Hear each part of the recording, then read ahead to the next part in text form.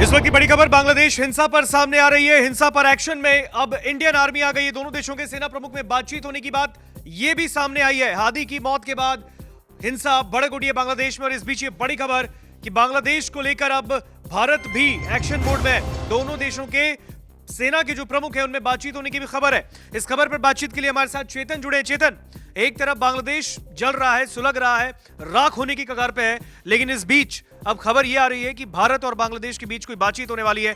क्या हिंसा के बीच कोई सीज फायर होने वाला है? क्या इस मामले को ठंडा कराने की कोई रणनीति पर काम होने वाला? क्या है पूरा? देखिए, जिस तरीके से बांग्लादेश में हिंसा जो है वो पिछले काफी दिनों से जारी है। हमने देखा कि 2024 में जो हिंसा हुई थी उसके बाद वहां की प्रधानमंत्री तक को देश छोड़कर भागने पर मजबूर होना पड़ा था और वो भारत में आकर उन्होंने शरण ली थी। खैर, उसके बाद से लगातार बांग्लादेश जो है वहां की जो अंतरिम सरकार है, अंतरिम सरकार के जो मुखिया है मोहम्मद यूनुस, वो बार बार भारत से अपील कर रहे हैं, गुहार लगा रहे हैं कि शेख हसीना को उनको सौंप दिया जाए। वहां पर उनको सजा भी दी जा चुकी है, लेकिन दूसरी तरफ अभी भी हिंसा थमी नहीं है। हम ये देख रहे हैं कि जो हादी है उसकी मौत के बाद बहुत ज्यादा हिंसा जो है बांग्लादेश में भड़की हुई है, और यहां तक कि पत्रकारों के जो ऑफिसेज हैं, पत्रकारों को लगातार पीटा जा रहा है, उनके ऑफिसेज को डैमेज किया गया, 2 बड़े मीडिया हाउस को वहां पर डैमेज किया गया, और इसी के साथ अभी भी हिंसा रुकने का नाम नहीं ले रही है। सरकार को उल्टा अल्टीमेटम दे दिया गया है।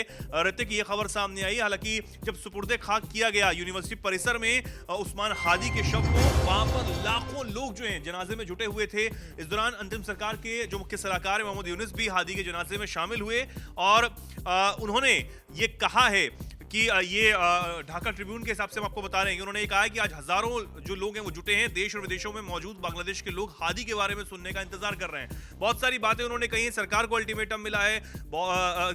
इसमें यह कहा गया कि सरकार अगले 24 घंटे में हादी के हत्यारों को सार्वजनिक कर दे। ये अल्टीमेटम हादी के जो समर्थक हैं उन्होंने दे दिया है। इनकलाब जो मंच है उनके लोगों ने सरकार को ये अल्टीमेटम दिया है, लेकिन इस बीच ये भी खबर सामने आ रही है कि भारतीय सेना के जो सेना प्रमुख हैं और इसी के साथ जो बांग्लादेशी सेना प्रमुख है उनके बीच में बातचीत हुई है। दरअसल ये खबर कहां से सामने आई है हम आपको दिखा भी रहे हैं अपने स्क्रीन पर। CNN न्यूज 18 के सूत्रों के हवाले से खबर सामने आई है। उसमें रिपोर्ट में दावा किया गया है कि भारत और बांग्लादेश के सेना प्रमुख सीधे संपर्क में हैं और जमीनी हालातों पर लगातार नजर बनाए हुए हैं, उस पर बातचीत भी हो रही है। मकसद ये साफ है कि सीमा के दोनों तरफ शांति हो और हालात जो है वो काबू में रहें। इसी के साथ किसी भी तरह से कोई स्थिति न बिगड़ने पाए, इस पर भी बहुत ज्यादा बात जो है वो यहां पर हो रही है।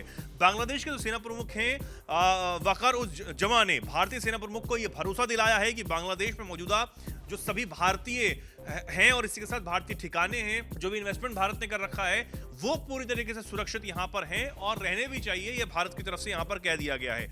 उन्होंने यह भी कहा है कि मौजूदा तनाव के बावजूद बांग्लादेश सुरक्षा व्यवस्था बनाए रखने के लिए पूरी तरह से प्रतिबद्ध है। बांग्लादेश में जो हालात जो हैं जिस तरीके से बिगड़े हुए हैं ऋतिक, वो अपने आप में ये गवाही दे रहे हैं कि आने वाले समय में अगर जल्द बांग्लादेश के हालात न सुधरे या फिर उसमें सुधारने की कोशिश नहीं की गई तो हाथ से सब कुछ निकल जाएगा।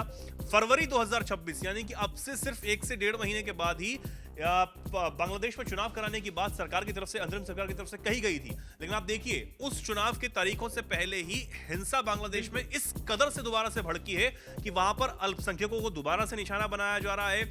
शेख हसीना को वापस लाने की मांग को लेकर जो कुछ वहां पर हो रहा है वो सबके सामने है। दूसरी तरफ आपको बता रहे हैं कि हादी की मौत के बाद से जो हिंसा है वो भड़की। उस्मान हादी जो कि इनकलाब मंच का से जुड़ा हुआ, और उसके बाद ये कहा गया कि हत्यारे कौन है ये तक अभी पता नहीं लग पाया है। मोहम्मद यूनुस पर लगातार दबाव है।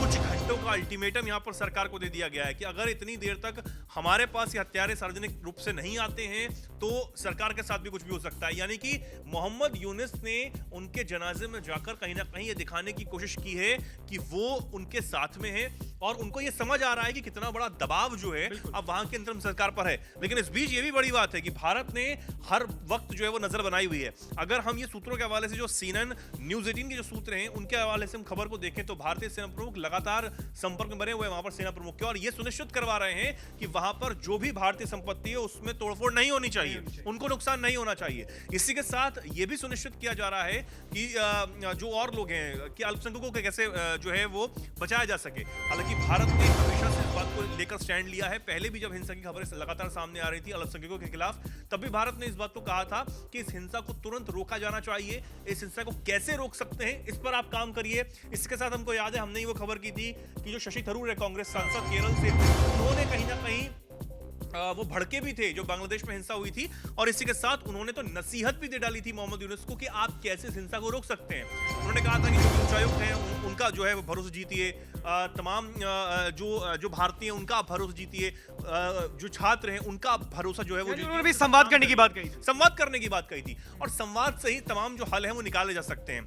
लेकिन कई जो रिपोर्ट्स हैं ऋतिक, वो बहुत चौंकाने वाले दावा ये भी कर रहे हैं कि मोहम्मद यूनुस ने खुला जो है वो एक तरीके से खुले हाथ दे दिया था उन दंगाइयों को, उन कट्टरपंथियों को जो वहां पर उत्पात मचा रहे थे और अब भी मचा रहे हैं, उनको फ्री हैंड देने की बात जो है वो की गई थी। हालांकि रिपोर्ट्स ये दावा कर रही हैं, लेकिन अगर ये बिल्कुल सच है तो आप समझिए कि ये अपने आप में बहुत हैरान कर देने वाली चीजें हैं, बहुत परेशान कर देने वाली चीजें भी हैं। लेकिन अगर ये रिपोर्ट्स झूठी भी हैं तो हम बांग्लादेश के हालातों को देखकर क्या समझें कि वहां पर 2024 से जो हालात बने हुए हैं वो किसी से छुपे हुए नहीं हैं। बांग्लादेश में जब जब चुनाव कराने की बात आ रही है उसके बाद से तब ऐसी हिंसा जो है वो भड़की जा रही है। शेख हसीना को वहां पर सजा दी जा रही है, वो बात ठीक है, लेकिन उसी के साथ अवामी लीग को बैन करना हो या फिर शेख हसीना को सिर्फ यह कहना कि हमारे को सौंप दिया जाए, भारत से जो अपील की जाती है वो अपील कम कहीं ना कहीं चेतावनी जरूर लगती है। कहा यह जाता है कि तुरंत आप सौंपे, भारत से अच्छी मित्रता है, तमाम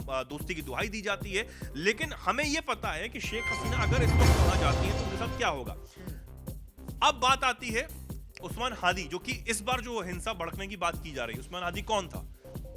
शेख हसीना का विरोधी, और पहले जो हिंसा हुई उसमें भी कहीं ना कहीं बड़ा रोल रहा, सरकार जो पलटी उसमें बड़ा रोल रहा।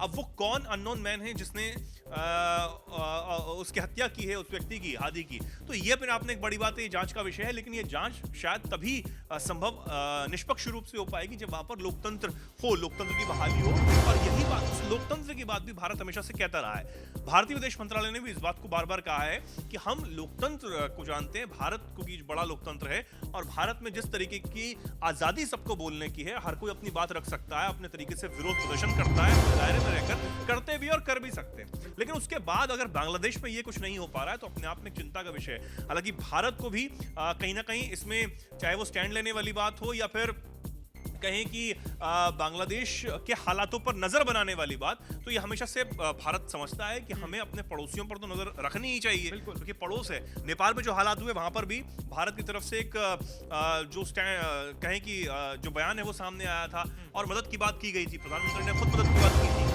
और जो हिंसा हुई थी उसकी कड़ी निंदा की थी। बांग्लादेश में भी यही हुआ, हम हिंसा की लगातार निंदा कर रहे हैं, लेकिन हम ये नहीं चाहते कि जो हालात हैं वो हमेशा अस्थिर बांग्लादेश में बने रहें। तो ये पूरा फिलहाल जो विषय है, लेकिन सबसे बड़ी बात यही है कि अगर ये बिल्कुल बात सही है कि सेना प्रमुख लगातार खुद नजर बनाए हुए बांग्लादेश के हालातों पर, आप समझिए कि हमारी सेना कितनी अलर्ट है, कितनी सजग है। और इससे पाकिस्तान को भी सबक लेना होगा कि पाकिस्तान जो ये सोचता है कि वो कुछ आतंकी जो उसने पाले हुए हैं उनको भेजकर वो भारतीय सेना को चुनौती दे सकता है, तो वो किसी भी गलतफहमी में ना रहे। भारतीय सेना अपने बॉर्डर्स पर भारत की सुरक्षा के लिए हर वक्त तत्पर है, तैनात है, सजग है। बिल्कुल, बहुत बहुत शुक्रिया चेतन, जिस तरीके से आपने इस पूरी खबर पर अधिक जानकारी हमारे साथ साझा की है। देखिए, इस पूरी खबर पर सबसे बड़ी बात यह है कि दोनों देशों के जो इस सूत्रों के हवाले से खबर आ रही है कि दोनों देशों के जो सेना प्रमुख हैं उन्होंने इस पूरे हिंसा को लेकर बातचीत करनी भी शुरू कर दी। दोनों के बीच शायद पर्दे के पीछे शायद बातचीत भी हो रही है, लेकिन सबसे बड़ी बात यही है और सच्चाई भी यही है कि बांग्लादेश में जो हो रहा है वो किसी से नहीं छिपा है।